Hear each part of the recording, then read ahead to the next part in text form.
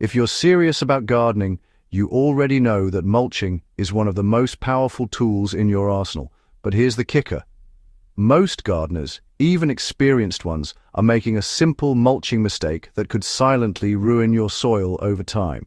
Stick with me, because today I'm going to break down what this mistake is, why it's so harmful, and exactly how to fix it. And before we dive in, make sure to subscribe to Evergreen Garden and drop a comment about your mulching experiences. I want to hear what's working and what's not in your garden. Most gardeners pile mulch too thick without considering air and water flow. One of the biggest errors I see is gardeners heaping on mulch in an attempt to protect the soil. The instinct is understandable. You want your soil moist, weeds suppressed, and roots insulated. But when mulch is applied too thickly, it can suffocate your soil instead of nourishing it. Soil needs air as much as it needs water. When mulch is more than 3 to 4 inches thick, water has a harder time penetrating, oxygen levels drop, and beneficial microbes that break down organic matter and feed your plants slow down dramatically. This isn't just theory. I've seen raised beds where 3 months of thick mulching left soil compacted, soggy at the base, and practically lifeless. A practical approach is to layer your mulch carefully. For organic mulches like straw, shredded leaves, or wood chips, a 2 to 3 inch layer is optimal. For heavier, denser mulches like bark or cocoa hulls, you might stick closer to 1.5 inches. Always leave a small gap around plant stems or tree trunks, about 1 to 2 inches, to prevent moisture from collecting against the base, which can invite rot and pests. Not all mulch is created equal, and some can change your soil chemistry. Another aspect gardeners overlook is the type of mulch they use. I've had viewers tell me, "I just pile any mulch I find, it all works the same," right? Wrong. Certain mulches, particularly fresh wood chips, sawdust, or pine needles, can temporarily tie up nitrogen in the soil as they decompose. This is because microbes feeding on the carbon-rich mulch use nitrogen in the process, leaving less available for your plants. You may notice yellowing leaves or stunted growth, not because your plants are failing, but because your mulch is stealing their nutrients. A practical solution is to either compost wood-based mulch for a few months before applying, or supplement your soil with a nitrogen-rich fertilizer or compost when you mulch heavily. A simple ratio is to add roughly 1 part compost to 3 parts mulch when spreading over vegetable beds. This ensures your soil stays balanced and your plants thrive even as the mulch decomposes. Mulch piled too close to plants can invite disease and pests. I can't stress this enough. Mulch should never touch plant stems, trunks, or crowns directly.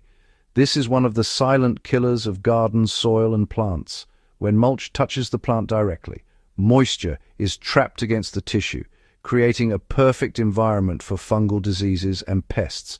For example, I've seen tomato plants develop collar rot because mulch was heaped around their base, and roses can quickly succumb to black spot if mulch is left to sit against the stems during humid months.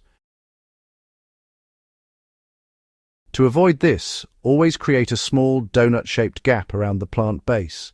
Spread mulch outward from the stem, about 2 inches away, extending to a few inches beyond the root zone. This simple step can prevent diseases, improve airflow, and allow roots to access the nutrients they need without interference.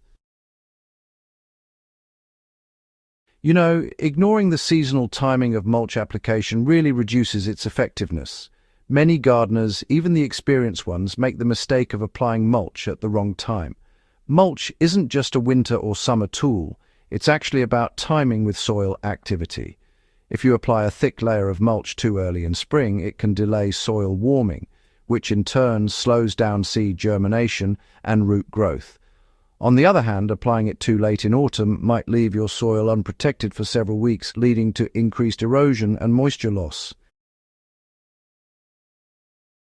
So, a practical approach is to apply a light 1-inch layer in early spring to help warm the soil, and then follow up with a thicker 2 to 3 inch layer after the soil has warmed and your plants are established. In autumn, mulching with straw or leaves can protect the soil and roots through the winter, but you should be careful to monitor for moisture accumulation and pests under the layer. Failing to refresh mulch regularly can starve your soil over time. Mulch is not a one-and-done treatment. As it decomposes, it's feeding your soil, but it also shrinks and compacts. If you never refresh it, your soil may become exposed to weeds, dry out faster, or lose its organic content.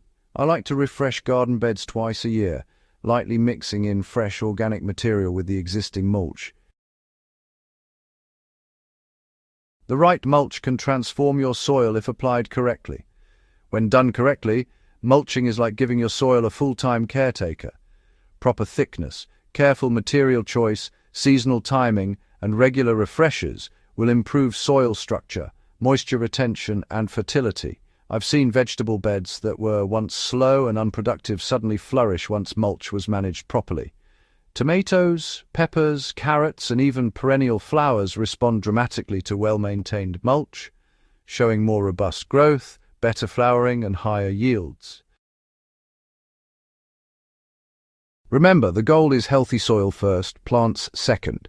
Mulch is your ally, but only when you respect its impact on the ecosystem beneath the surface. Think of it as a living blanket, supportive but breathable, nourishing but not smothering. If you've learned something new today, take a moment to hit that subscribe button, leave a comment with your own mulching experiences, and share this video with a fellow gardener. Your garden soil will thank you, and so will the plants growing in it. This isn't just a tip, it's a change in how you interact with your garden every season. By mastering mulching, you're protecting your soil, boosting yields, and setting the stage for a thriving, sustainable garden for years to come.